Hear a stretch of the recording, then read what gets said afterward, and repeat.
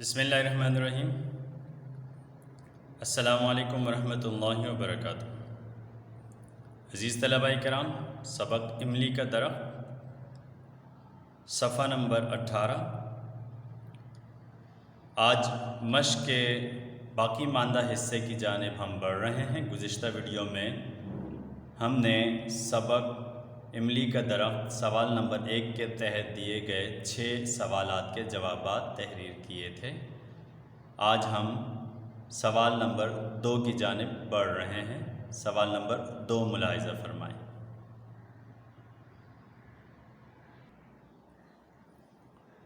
جی بیٹا، صفحہ نمبر 18 سوال نمبر 2 آپ کے سامنے ہے۔ سوال نمبر 2 دیکھیے ذرا۔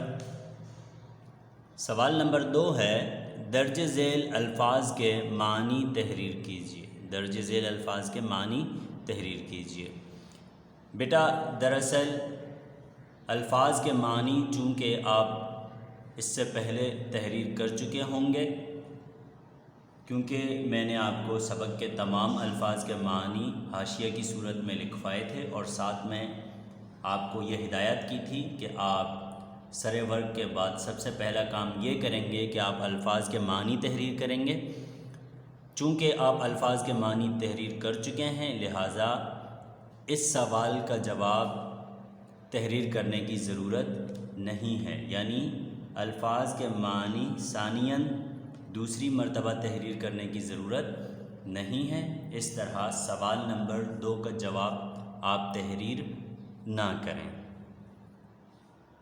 سوال نمبر 3 دیکھیے، درج ذیل الفاظ و محاورات کو اپنے جملوں میں استعمال کیجیے۔ یعنی جو الفاظ و محاورات آپ کو دیے گئے ہیں، آپ نے ان کو جملوں کی صورت میں تحریر کرنا ہے۔ جملے لکھنے کا تجربہ آپ کو بحسن و خوبی ہو چکا ہے، بارہا ہو چکا ہے، لہٰذا اس سوال کا جواب تحریر کرنے میں آپ کو چنداں مشکل نہیں ہوگی۔ سوال نمبر 4 کی جانب بڑھتے ہیں۔ درج ذیل خالی جگہوں کو درست الفاظ سے پر کیجیے۔ آپ نے دیے گئے الفاظ کی مدد سے ان جملوں کو مکمل کرنا ہے۔ انتخاب کے لیے آپ کو ہر جملے کے ساتھ 4 الفاظ کی مدد دی گئی ہے، جن میں سے ایک صحیح لفظ کا آپ نے انتخاب کرنا ہے، ٹھیک ہے۔ اس طرح صفحہ نمبر 18 پر دیے گئے سوالات اختتام پذیر ہوئے۔ ہم صفحہ نمبر 19 کی جانب بڑھتے ہیں۔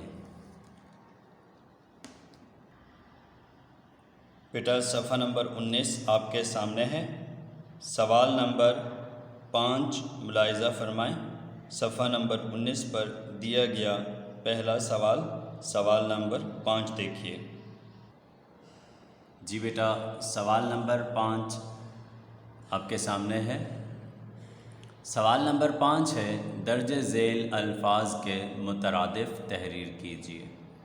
درج ذیل الفاظ کے مترادف تحریر کیجیے۔ بیٹا مترادف آپ جانتے ہیں، مترادف کسے کہتے ہیں؟ بالکل، مترادف دیے گئے لفظ ہی کے معنی میں استعمال ہونے والا کوئی دوسرا لفظ، یعنی اسی معنی میں استعمال ہونے والے دوسرے لفظ کو مترادف کہتے ہیں۔ یہاں لفظ آپ کو سب سے پہلا دیا گیا ہے رات۔ اب رات کے معنی میں ہی دوسرا لفظ کیا استعمال ہوتا ہے؟ یقیناً آپ کے ذہن میں ہوگا۔ جی بیٹا، شب۔ شب اور رات دونوں مترادف ہیں۔ اسی طرح دکھ کا مترادف کیا ہے؟ درد یا تکلیف، لیکن میں سمجھتا ہوں دکھ لفظ کا درست مترادف ہے رنج یا غم۔ درد اور تکلیف بھی ہو سکتا ہے، لیکن بہتر یہ ہے کہ آپ اس کے مترادف میں رنج لکھیں، ٹھیک ہے بیٹا۔ دکھ، اس کا مترادف کیا ہے؟ رنج۔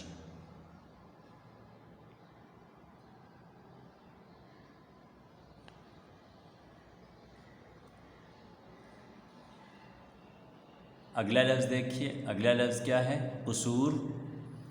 قصور کا مترادف غلطی، لفظ ہے غلطی، لام پر زبر کے ساتھ۔ غلطی غلط لفظ ہے، درست لفظ ہے غلطی۔ اسی طرح دشوار، دشوار کا مترادف مشکل۔ زر، زر اس کا مترادف کیا ہے بیٹا؟ زر کا مترادف ہے مال، مال و زر، زر کا مترادف ہے مال۔ درخت، اس کا مترادف کیا ہے بیٹا؟ درخت کا مترادف ہے شجر، درخت کا مترادف کیا ہے؟ شجر۔ میں یہاں تحریر کر دیتا ہوں آپ کے لیے۔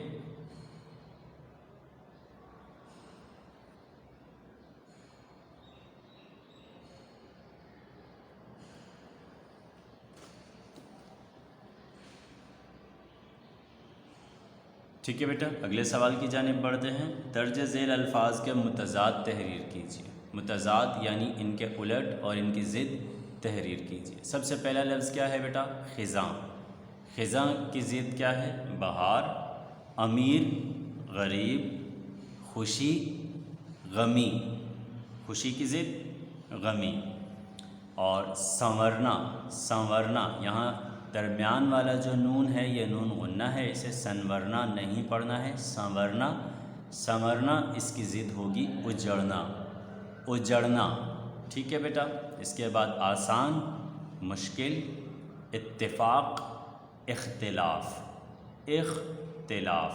اور اسی طرح جائز تو اس کی ضد ہوگی ناجائز۔ ٹھیک ہے، اور سوال نمبر 7 اس سبق کا آخری سوال، جو آپ کی کاپی کے لیے سوال نمبر 11 ہوگا۔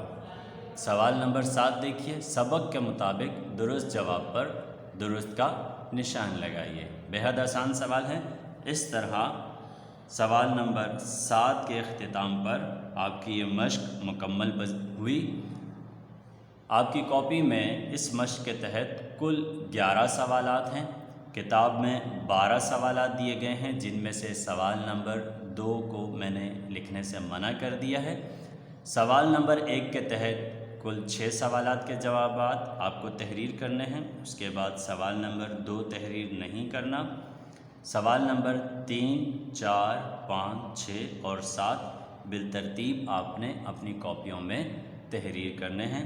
اس طرح 11 سوالات پر مشتمل سبق املی کا درخت کی مشق اختتام پذیر ہوگی۔ ٹھیک ہے بیٹا، انشاءاللہ جلد آپ سے ملاقات ہوگی۔ اپنی دعاؤں میں یاد رکھیے گا، ڈائری نوٹ فرما لیں۔ السلام علیکم ورحمۃ اللہ وبرکاتہ۔